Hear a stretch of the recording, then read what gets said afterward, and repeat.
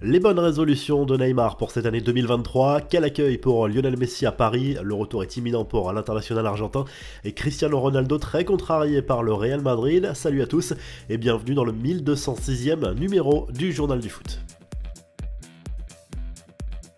Un de chute pour le PSG, le club parisien a connu dimanche soir sa première défaite de la saison, toute compétition confondue, à Bollaert face au RC Lens, un revers 3-1, logique au vu de la prestation très décevante des Parisiens, notamment dans le secteur défensif et au milieu de terrain. Grosse performance en revanche des 100 et or qui reviennent à 4 points des champions de France. Mbappé et Hakimi vont bénéficier de quelques jours de repos supplémentaires pour ne pas les solliciter trop sur le plan physique. En conférence de presse, Christophe Galtier a évoqué le retour de Lionel Messi attendu mardi soir. Le coach parisien n'est pas inquiet sur l'accueil du Parc des Princes après les polémiques autour des célébrations de l'équipe d'Argentine. Évidemment qu'il sera bien accueilli chez nous, il faut surtout, maintenant qu'il a atteint cet objectif incroyable, revenir sur ce qu'il a fait depuis le début de la saison avec l'équipe, a lâché l'entraîneur du PSG. Neymar, lui, était suspendu pour ce match à Lens. Avant cette rencontre, il a adressé ses vœux pour la nouvelle année et partagé ses ambitions pour le PSG, que les supporters parisiens se rassurent, elles sont intactes. Le Brésilien parle notamment d'aller chercher la Ligue des Champions. 2023 commence mal pour le PSG, mais Kylian Mbappé compte bien poursuivre sur sa lancée de 2022. L'attaquant du PSG et de l'équipe de France a bouclé l'année avec la bagatelle de 56 buts inscrits en autant de rencontres, toutes compétitions confondues. Il devance Erling Haaland et Robert Lewandowski.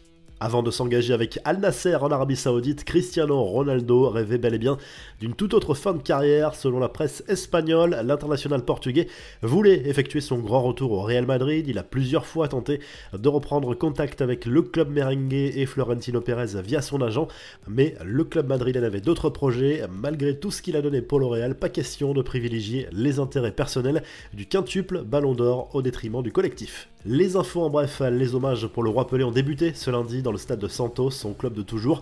Les Brésiliens peuvent aller se recueillir devant le cercueil du triple champion du monde installé au centre de la pelouse avant les funérailles annoncées pour mardi.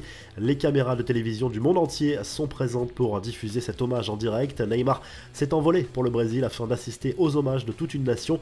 On rappelle qu'il était suspendu lors du match face à Lens dimanche soir. De gros ennuis potentiels pour Dani Alves selon le quotidien espagnol ABC. La police catalane a ouvert une enquête après de graves accusations d'une femme à l'encontre de l'ancien joueur du Barça, des faits qui se seraient produits dans une boîte de nuit à Barcelone le 30 décembre dernier. La revue de presse, le journal L'Équipe salue la victoire des 100 et or contre le PSG dimanche soir en Ligue 1.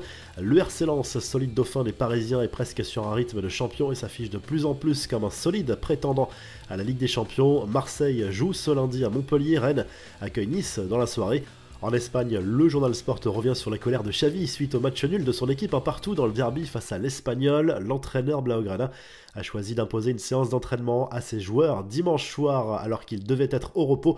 Objectif, corriger les erreurs aperçues lors de ce derby en Liga qui a fait perdre la première place aux Catalans. En Italie, la Gazette dello Sport se penche sur les plans de l'AC Milan pour le prochain mercato estival et en cas de départ de Raphaël Leao, le club lombard devrait se tourner vers Noah Okafor, un jeune attaquant qui évolue au RB Salzbourg. Le quotidien sportif évoque aussi les jolis coups de la Serie A, ces joueurs comme Adrien Rabiot qui arriveront en fin de contrat à la fin de la saison. Si le journal du foot vous a plu, n'hésitez pas à liker, à vous abonner pour nous retrouver très vite pour un nouveau journal du foot.